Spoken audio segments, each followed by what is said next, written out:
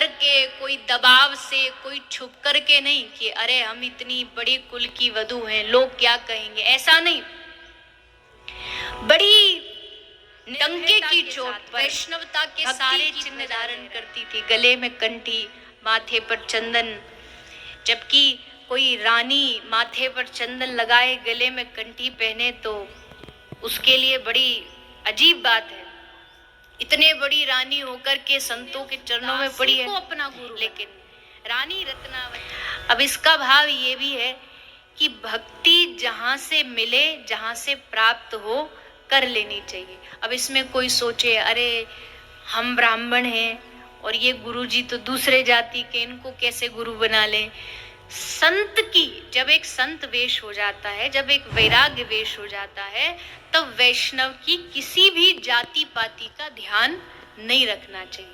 भक्ति जहां से प्राप्त हो वो गुरु कोई भी हो सकता है।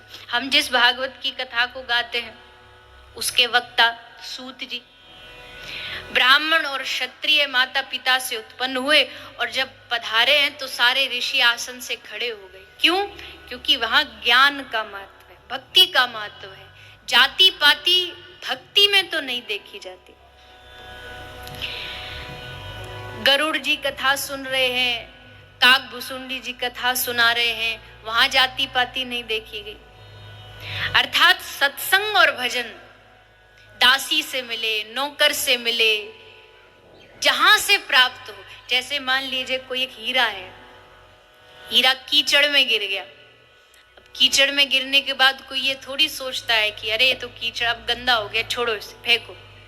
अरे हीरे की कहते हो तुम, कोई 100-200 रुपया भी कीचड़ में पड़ा मिल जाए तो उसे छोड़ देंगे भला? उठा के अरे क्या है, पैसा ही तो, धो लेंगे, धो करके फिर से काम आ जाएगा। जब 100-200 रुपए की इतनी कीमत समझते हैं कि उसको कीचड़ में से भी उठा सकते हैं, तो ठाकुर की भक्ति तो पारस मणि है, सब मणियों से ऊपर है। जहां से मिले, जैसे मिले, बस ले लो, हाथ फैला के बैठे रहो कि जहां से बरसेगी भक्ति वहीं से बस झोली भरते रहेंगे, प्राप्त करते रहेंगे।